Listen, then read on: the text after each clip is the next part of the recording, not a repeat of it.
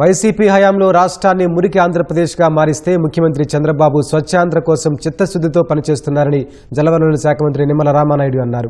పశ్చిమ గోదావరి జిల్లా పాలకొల్లు పట్టణంలో నిర్వహించిన స్వర్ణాంధ్ర స్వచ్ఛాంధ్ర కార్యక్రమంలో పాల్గొన్న ఆయన పారపట్టి కాలువల వెంబడి ఉన్న చెత్తా చెదారాలను పారపట్టి తొలగించి ఎత్తిపోశారు. పారిశుద్ధ్య కార్మికులతో పోటాపోటీ మరి చెత్త తొలగించి శ్రమదానం చేశారు.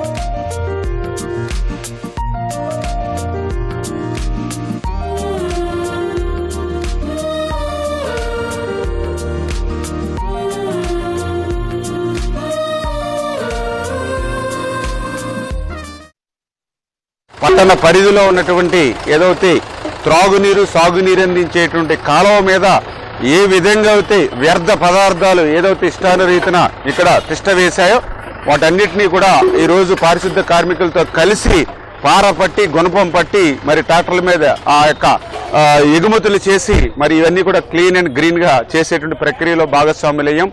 ఆరోగ్యంగా ఉండాలి అని అంటే తన ఇల్లును ఎంత పరిశుభ్రంగా ఉంచుకుంటాడో పరిసరాలు కూడా అంతే పరిశుభ్రంగా ఉన్నప్పుడే ఆరోగ్యం బాగుంటుంది. ఆ ఉద్దేశంతో ఈరోజు ఆరోగ్య ఆంధ్రప్రదేశ్గా చంద్రబాబు నాయుడు గారి ప్రయత్నం. ఈరోజు మేము అధికారంలోకి వచ్చిన తర్వాత చూస్తే జగన్మోహన్ రెడ్డి వారసత్వంగా ఏమి ఇచ్చాడయ్యా అంటే 80 లక్షల మెట్రిక్ టన్నుల చెత్తను వారసత్వంగా జగన్మోహన్ రెడ్డి మాకు ఇచ్చినటువంటి పరిస్థితి. ఆ రోజు ఏదైతే చెత్త మీద కూడా పన్నేసి చెత్త పాలన ఇచ్చినటువంటి జగన్మోహన్ రెడ్డి పాలనకు ప్రజలు చరమగీతం పాడినట్లుగానే ఈ రోజు ఆ చెత్త పన్నును కూడా ఈ ప్రభుత్వం రద్దు చేసినటువంటి విషయాన్ని కూడా ఈ సందర్భంగా గుర్తు చేస్తూ భవిష్యత్తులో కూడా మరి అందరూ కూడా ఒక పట్టుదలతో ఒక కృషితో మళ్ళీ ఒక స్వచ్ఛ ఆంధ్రప్రదేశ్ ఒక ఆరోగ్య ఆంధ్రప్రదేశ్ లక్ష్యంగానే మేమందరం కూడా పనిచేస్తామని చెప్పి తెలియజేస్తాం.